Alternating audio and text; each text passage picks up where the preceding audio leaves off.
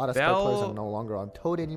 Belle is a card that I believe to be strictly a side deck card. I don't think you can main deck Belle at all. I think it's quite frankly like it's just not.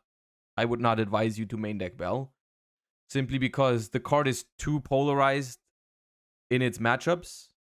Like card is pretty solid against Branded. Card is pretty solid against Mathmech. Card is pretty solid against. It's okay against Labyrinth because it can stop Big Welcome Labyrinth. It's all right against Runic, even though I would be careful with saying it's good against Runic because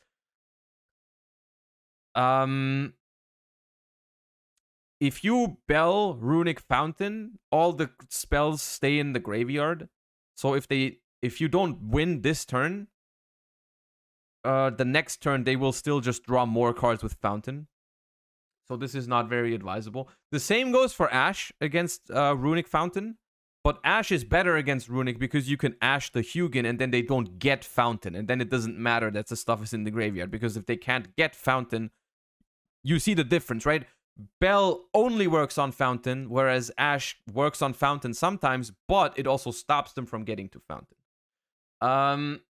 Belle stopping Blessing is like, okay. You know, I wouldn't say that's a good card in the matchup because it stops the Naturia Blessing spell. Like, I think if you side it, if you have it in your side deck already, you can think about siding it depending on what stuff you want to take out of your main deck. I don't think it's terrible to side in the Bells if you have something you want to side out, sure.